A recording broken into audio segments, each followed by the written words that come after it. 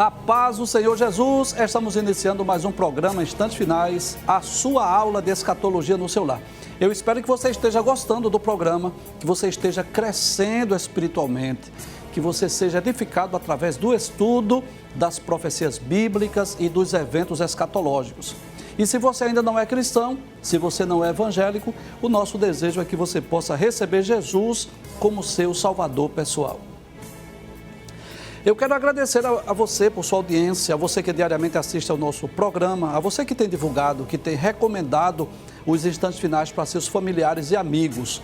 Quero lembrar mais uma vez que se você deseja entrar em contato conosco, o número do nosso WhatsApp está aparecendo aí na sua tela, onde você pode enviar sua mensagem ou sua pergunta. O prefixo é 81 e o número é o 99491-2293. Se você está acompanhando diariamente aos Instantes Finais, você sabe que nós estamos estudando sobre as profecias acerca do reino milenial de nosso Senhor Jesus Cristo. Esse é o nosso evento que nós vamos estudar, não é, com mais detalhes. Nós ainda não explicamos com detalhes o que é o milênio, quando será, como será. Vamos explicar isso em breve. Estamos estudando, a princípio, as profecias.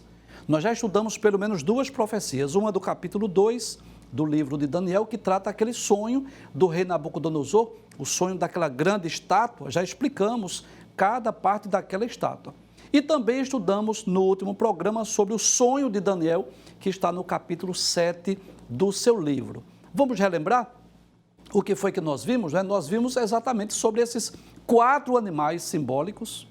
Inclusive está muito claro lá em Daniel 7,17, que estes grandes animais são 4 reis que se levantarão da terra. Então, nós já explicamos que o leão representa a Babilônia, o urso representa o Império Medo-Persa, o leopardo representa o Império Grego e esse animal terrível, espantoso e muito forte representa o Império Romano e esses 10 chifres representam o Império do Anticristo, que foi o tema que nós explicamos ontem, né? Nós não vamos recapitular tudo porque não é necessário, mas explicamos detalhes sobre esses 4 animais. E aí talvez você pergunte, professor, o que é que isso tem a ver com o milênio?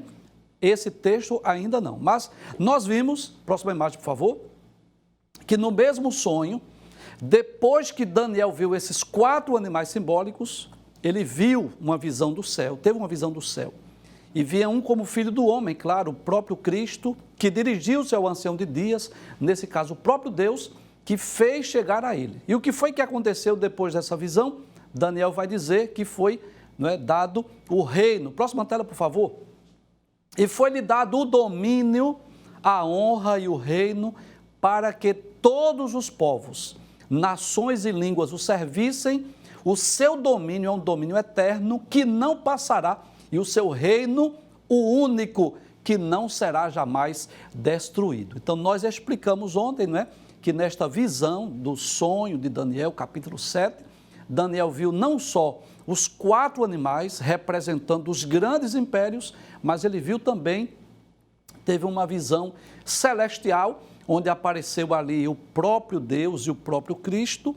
Deus é ali mostrado como ancião de dias e o próprio Jesus, que aparece ali como filho do homem.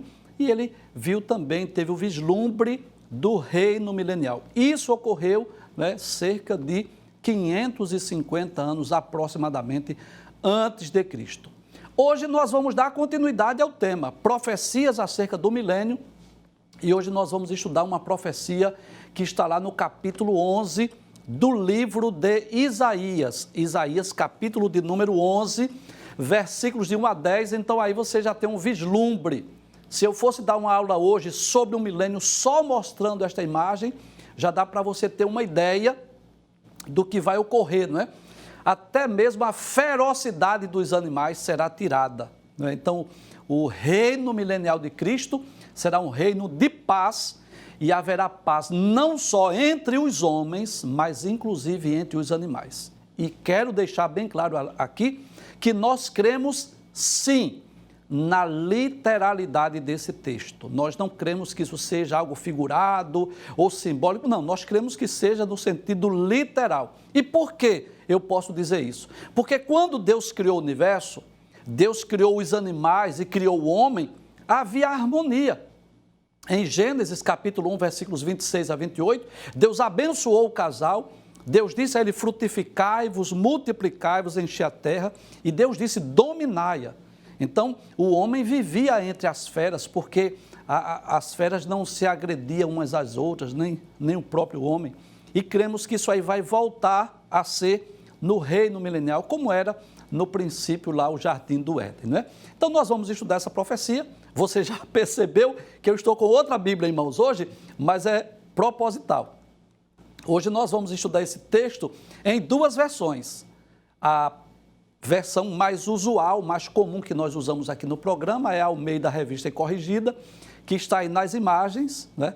Juntamente com a equipe de artes, nós preparamos aí as telas com os textos bíblicos e nós vamos ler também aqui na Bíblia Viva, porque vai facilitar a nossa compreensão, vai facilitar o nosso aprendizado. Então, hoje vamos estudar os 10 versículos de Isaías capítulo 11. Eu quero deixar bem claro que, se continuarmos lendo a partir dos versículos 11, 12, 13, ainda fala sobre o milênio. Mas hoje, pelo menos 10 versículos, nós vamos estudar o que é que a Bíblia diz acerca do reino milenial do nosso Senhor Jesus Cristo, baseado em Isaías capítulo de número 11. Inclusive, eu quero lembrar que Isaías, ele é conhecido como o profeta messiânico, né? Ele viveu aproximadamente 700 anos antes de Cristo e ele teve o privilégio, foi de todos os profetas, o que mais falou acerca da pessoa de Cristo, né? Então, existem várias profecias aí, Isaías 7,14, a virgem conceberá, foi profecia de Isaías, Isaías 9,6, um menino nos nasceu, um filho se nos deu, o principado está sobre os seus ombros. Isaías 53, que fala sobre o servo sofredor. E há várias profecias no livro de Isaías sobre o reino milenial de Cristo. E nós vamos estudar uma delas hoje, que está no capítulo de número 11. Eu quero lhe convidar para acompanhar conosco. Vamos para a próxima tela, por gentileza? Então, Isaías capítulo 11, versículo 1, diz assim: porque brotará um rebento do tronco de Jessé, e das suas raízes um renovo frutificará. Traz para cá, por gentileza. Abre a tela, por gentileza. Olha, eu fico maravilhado com a profecia bíblica.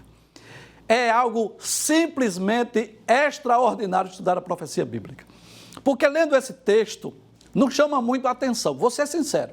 Você ler esse texto, olha, brotará um rebento do tronco de Jessé.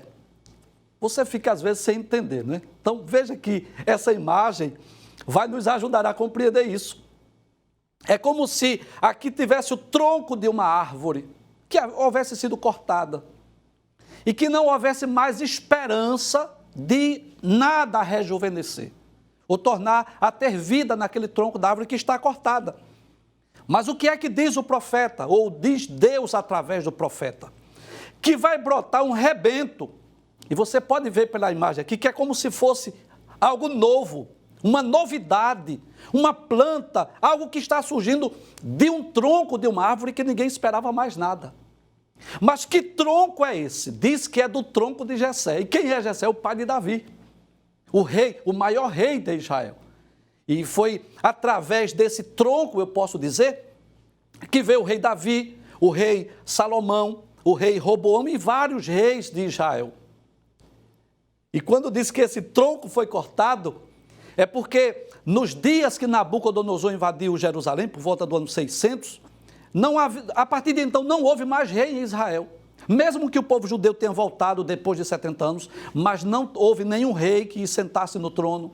Mesmo que Israel voltou a ser uma nação em maio de 1948, depois de 2 milênios espalhada pelo mundo, mas não houve nenhum rei. Tem um primeiro-ministro lá em Israel, mas não tem um rei. Mas que coisa gloriosa.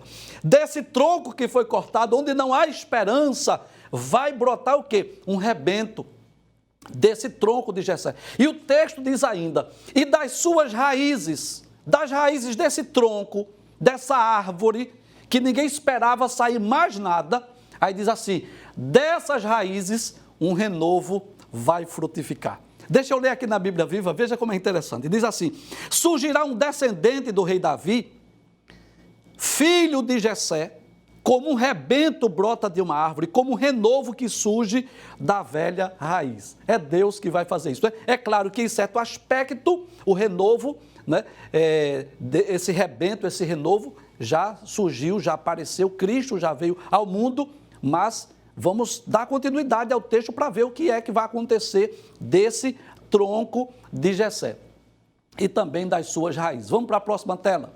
Diz assim, repousará sobre ele. Bem, eu gostaria de dizer que essa foto é uma foto meramente ilustrativa, né? Então aí é como se fosse Jesus sendo batizado e o Espírito Santo descendo sobre ele numa forma corpórea de uma pomba, né? Mas lembre-se disso, isso é uma foto meramente ilustrativa, tá bem? Então nós vamos perceber aí que desse tronco, desse rebento, desse renovo que vai surgir do tronco de Jessé, das raízes dessa árvore, diz que desse renovo, o que é que vai acontecer? Vai repousar sobre ele quem? O Espírito do Senhor. Você lembra que Jesus chegou na sinagoga de Nazaré? Volta para cá, por gentileza. E Jesus leu uma profecia lá de Isaías. E ele disse assim, o Espírito do Senhor Jeová é sobre mim, pois que me ungiu. E depois que Jesus fechou o livro, ele disse, hoje se cumpriu no meio de vós essa profecia. Então, é claro que não estava se referindo à profecia de Isaías, capítulo de número 11. Mas esse texto de Isaías 2 diz que a plenitude do Espírito estaria agindo na vida de Cristo. Vamos voltar para a tela, por gentileza. Diz assim, e repousará sobre ele. Sobre quem? Sobre Jesus. Esse rebento, esse renovo que surgiu do tronco de Jessé e das suas raízes, vai repousar sobre ele o Espírito do Senhor, o Espírito de sabedoria e de inteligência, o Espírito de conselho e de fortaleza, o Espírito de conhecimento e de temor do Senhor. Então eu posso dizer que isso cumpriu-se na íntegra. Isso ainda não é futuro, não é futuro, não é no milênio. Isso foi no passado. Quando Jesus tomou forma humana, quando Jesus veio ao mundo, quando Jesus iniciou o seu ministério. Eu já disse aqui, mas eu faço questão de repetir, que Jesus abriu mão dos seus atributos e todos os milagres que ele operou porque ele era um homem cheio do Espírito, porque a plenitude do Espírito estava agindo na vida dele. Se Jesus fosse realizar o seu ministério como Deus, Jesus não precisava orar, Jesus não precisava jejuar, Jesus não precisava da unção do Espírito, nada disso ele precisava, nada disso. Por que é que Jesus orava? Por que é que Jesus jejuava? Por que é que Jesus precisou ser ungido pelo Espírito? Muito bem, porque ele agiu como um homem cheio do Espírito. E nesse versículo 2, fala da plenitude do Espírito atuando na vida de Cristo. Isso ocorreu durante os 3 anos e meio do seu ministério. Diz, na Bíblia Viva, o Espírito do Senhor estará nele.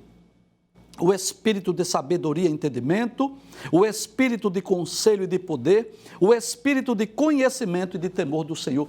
Isso já ocorreu durante o ministério terreno de Cristo. Vamos ver o versículo de número 3. Agora já é futuro. Estamos agora apontando para o futuro.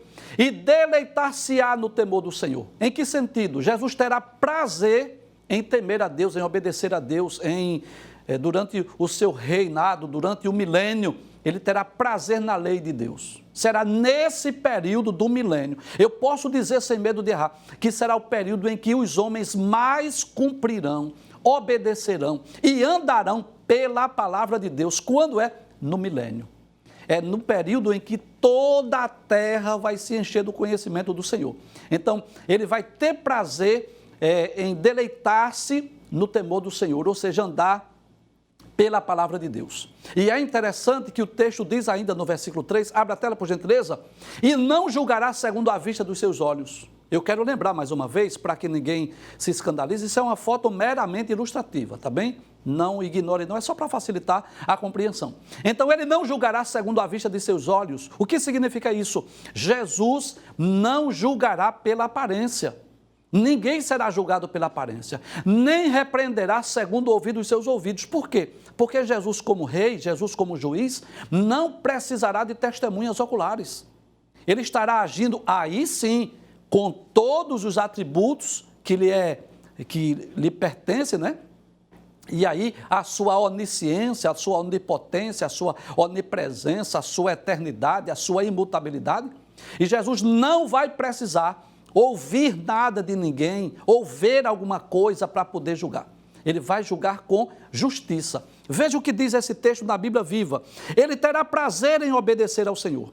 Ele não julgará pela aparência, nem com base no que ouviu. Ou seja, isso mostra que Jesus, ele não vai fazer acepção de pessoas, não vai julgar as pessoas pela aparência, como muitas vezes acontece hoje, né? Onde muitas vezes nós somos julgados pela aparência ou corremos o risco de julgar as pessoas também pela aparência, não resta dúvida disso. Versículo de número 4, o que é que diz o texto? Diz assim: mas julgará com justiça os pobres. E talvez você pergunte: professor, por que é que aparece essa palavra pobres aí? Por que é que não diz simplesmente assim, ele vai julgar com justiça? Diz assim, os pobres. Porque nós vamos perceber que geralmente os pobres são injustiçados. Isso é uma verdade desde os tempos bíblicos.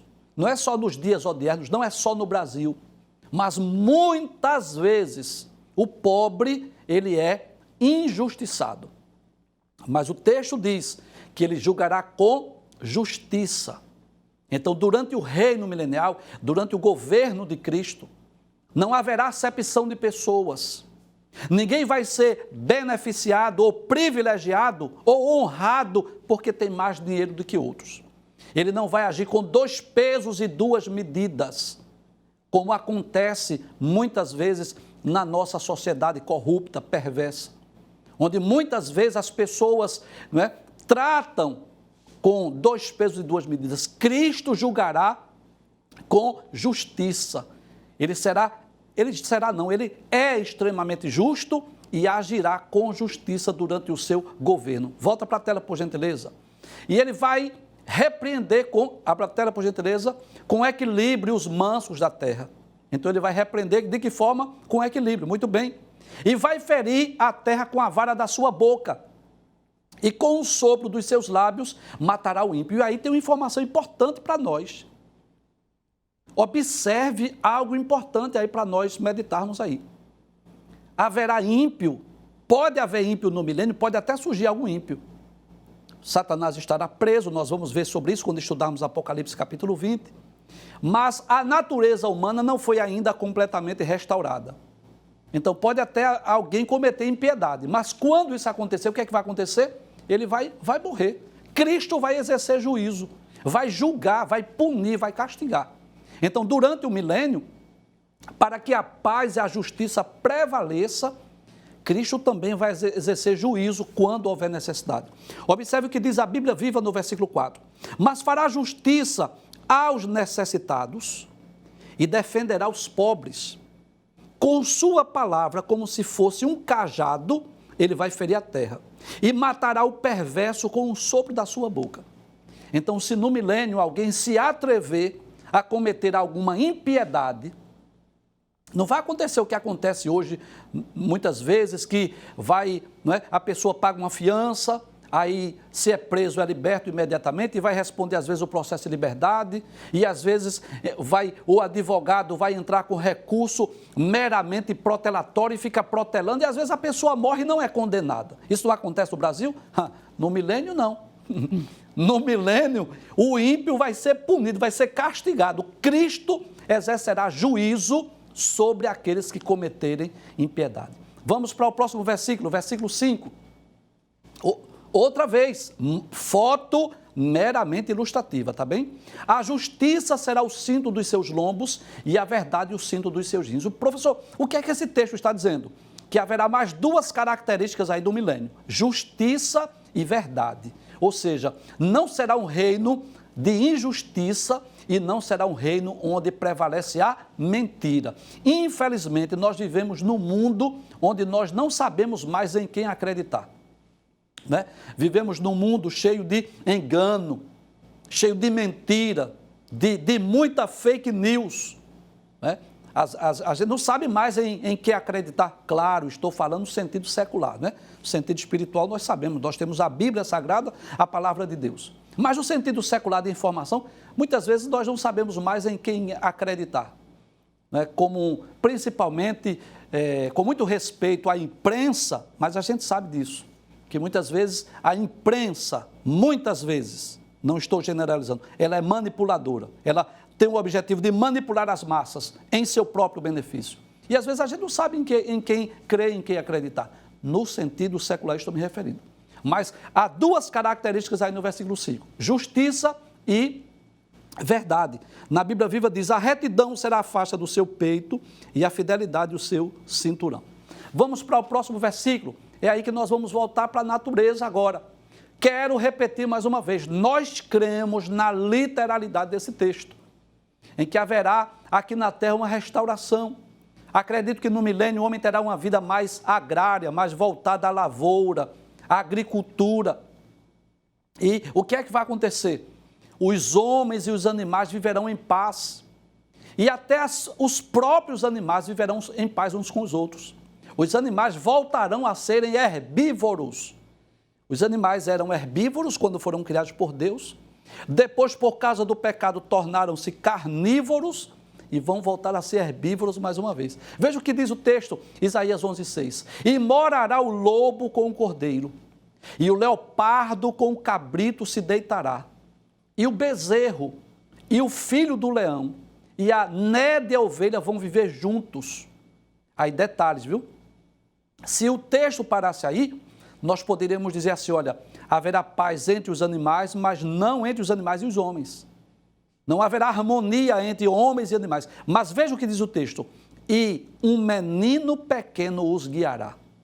Então, até as crianças poderão estar vivendo lá entre as feras, porque não vai fazer medo, as feras não vão agredi-lo ou fazer nenhum mal. Veja o que diz o versículo 7. Continua com essa mesma perspectiva, diz assim, a vaca e a ursa vão pastar juntas, os seus filhos vão se deitar juntos, e o leão comerá palha como boi. E aí, o que me chama a atenção, né, é que esses animais não vão entrar em extinção, né? É interessante isso, durante o milênio, esses animais vão existir. Então vai ter ursa, vai ter leão, porque não vai entrar em extinção, porque está na palavra de Deus e cremos sim na literalidade. Continua o texto ainda, mostrando essa paz entre homens e animais. Versículo de número 8, por gentileza. Diz assim, e brincará a criança de peito, uma criança pequena, recém-nascida, ela vai brincar lá perto da toca da áspide, de uma víbora, de uma serpente. O já desmamado vai meter a mão na cova do basilisco. Ou seja, não vai fazer medo que as crianças estejam brincando, porque mesmo que ela coloque a mão lá na toca de uma serpente, não fará medo, porque a serpente não vai agredir, não vai ferir, não vai picar essas crianças. Vamos para o versículo de número 9. Diz assim, bem, aí nós estávamos falando de harmonia do universo. Harmonia entre homens e as feras. Mas veja que coisa maravilhosa, diz assim, não se fará mal nem dano algum em todo o monte da minha santidade, porque a terra se encherá do conhecimento do Senhor, como as águas cobrem o mar. Então veja que coisa maravilhosa, será nesse período em que toda a terra vai se encher do conhecimento do Senhor. Não haverá um lugar sequer que não se ouça, não se tenha conhecimento da existência de Deus, ou do governo, ou do reinado de Cristo. Nós sabemos disso. Apesar de toda a modernidade de hoje, apesar de todo o avanço tecnológico, apesar de termos meios de comunicação sofisticadíssimos, mas existem pessoas que vivem, né, em sociedades mais remotas, vivem lá nas selvas amazônicas, pessoas que vivem em lugares remotos que não têm acesso à informação. Existem países, existem lugares onde o evangelho ainda não chegou, as pessoas não têm acesso a uma Bíblia, por exemplo. Mas no reino milenial, toda a terra se encherá do conhecimento do Senhor. Em qualquer lugar que existirem homens, eles terão conhecimento. Até porque nós já explicamos aqui que na ocasião que Cristo vier em glória, na segunda fase da sua segunda vinda, o que é que vai acontecer? Todo olho verá. Quem não vê visivelmente, verá pelos meios de comunicação e com certeza os homens vão começar, né, a difundir, a divulgar uns aos outros. Com certeza toda a terra vai se encher do conhecimento do Senhor. Para concluir, o versículo de número 10, que é, vamos concluir a nossa aula hoje, diz assim: e acontecerá naquele dia que as nações perguntarão pela raiz de Jessé, posta por pendão dos povos, e o lugar do seu repouso será glorioso. Cristo estará reinando a partir de Jerusalém. Eu quero ler esse versículo 10 aqui na Bíblia Viva. Diz assim: naquele dia, as nações buscarão a raiz de Jessé. Por que a raiz de Jessé? Lembra do versículo 1? A raiz de Jessé, né? Que é Cristo, que será como uma bandeira de salvação para todos os povos. Ele morará na terra gloriosa e todos virão procurá-lo ali. Então, nós podemos dizer que esta cidade de Jerusalém, que já foi palco de tantas batalhas, de tantas guerras e de tantos conflitos, que no final da grande tribulação, esta terra será mais uma vez alvo de uma grande invasão estrangeira, onde os exércitos das nações confederadas vão partir com o intuito de destruir Jerusalém e o povo judeu. Mas durante o reino milenial de nosso Senhor Jesus Cristo, haverá paz em Jerusalém. Mais uma vez a tela para nós recapitularmos e encerrarmos nossa aula hoje. E acontecerá naquele dia que as nações do mundo inteiro vão perguntar pela raiz de Jessé, vão perguntar por Cristo. Onde é? Eu quero falar com ele, eu quero ir onde ele está. Posta por pendão entre os povos, ou seja, como uma bandeira de salvação. Pendão aí tem esse sentido, uma bandeira de salvação. E o lugar do seu repouso será glorioso. Nós cremos sim na literalidade do reino milenial e cremos que essas promessas, essas bênçãos hão de se cumprir em um futuro próximo.